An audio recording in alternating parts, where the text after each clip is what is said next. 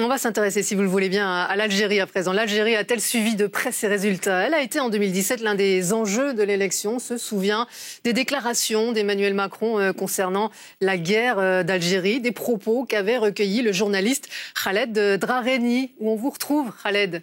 Vous êtes en direct d'Alger. Bonsoir à vous. Merci d'être en direct avec nous. C'est vous qui aviez interviewé le chef de l'État, interview où il avait prononcé les mots crime contre l'humanité. C'est un moment fort. Oui, c'était un moment fort il y a 5 ans, puisque ça avait relancé carrément le débat sur la colonisation, aussi bien en France qu'en Algérie. Le lendemain de ces propos, il y avait eu une vague de protestations contre Emmanuel Macron de la part des autres candidats, notamment Marine Le Pen, François Fillon. Beaucoup de gens pensaient qu'il pouvait perdre à cause de ces déclarations. Finalement, non. Il avait gagné cette élection présidentielle, même s'il a fait une reculade. Après, en parlant de crimes contre l'humain au lieu de crimes contre l'humanité, mais ça a au moins le mérite d'avoir relancé ce débat très important sur la colonisation et le débat sur la mémoire, je dirais l'interminable débat sur la mémoire entre la France et l'Algérie. Alors Khaled, cette année, ce sont d'autres propos qui ont retenu l'attention en Algérie, ce sont ceux d'Éric Zemmour? Bien sûr, puisque vous aviez un candidat algérien à cette élection présidentielle, même s'il nie son algérianité, mais c'est vrai que l'Algérie est revenue à cette élection présidentielle à travers le candidat Éric Zemmour, qui en a fait un thème quasiment de campagne, en tenant des propos extrêmement défavorables à l'Algérie, et il faut le dire, des propos qui étaient quasiment mensongers sur l'Algérie, sur son histoire, sur la place de la colonisation. Et aujourd'hui, on voit le score qu'a récolté Éric Zemmour pour voir aussi que ça ne paye pas trop de s'attaquer, de tomber sur l'Algérie lors de cette élection présidentielle.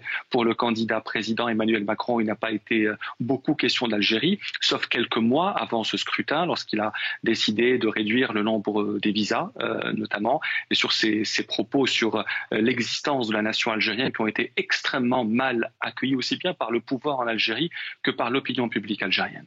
On rappelle qu'en Algérie, comme dans d'autres pays, c'est le ramadan en ce moment. Est-ce que l'élection a été peu suivie pour cette raison, ou bien simplement c'est la campagne qui n'a pas affolé les foules? Oui, plutôt une campagne qui n'a pas affolé, même si l'élection n'a pas été beaucoup suivie ici en Algérie, d'abord pour des raisons de crise politique interne, économique, pour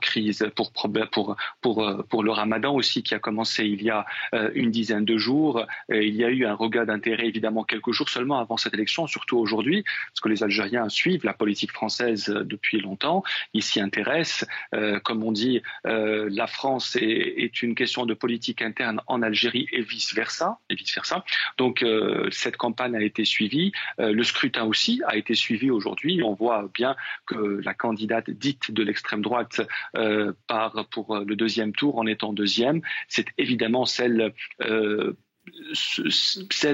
laquelle les Algériens se méfient le plus parce qu'elle est extrêmement sévère et stricte en matière de visa, en matière de coopération, en matière d'allocation familiale. Je pense que les Algériens se méfient toujours de ce type de candidat en France.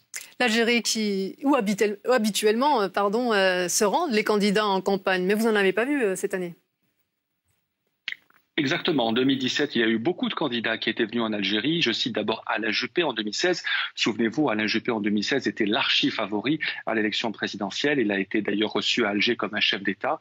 C'était au début de l'année 2016. Puis il y a eu Emmanuel Macron qui est venu en février 2017. Il y a eu le candidat Arnaud Montebourg qui est venu. Anne Hidalgo était venue bien avant, mais on sentait qu'elle préparait une candidature pour 2022 et c'était le cas. Mais pour cette année, point de candidats français à cette élection présidentielle, parce que l'Algérie, évidemment, pour les candidats français, reste une étape extrêmement importante. Il faut dire d'abord que tout président français, après son élection en mai, réserve toujours, généralement, à l'Algérie sa première visite d'État au Maghreb, parce qu'il y a une communauté algérienne très importante en France.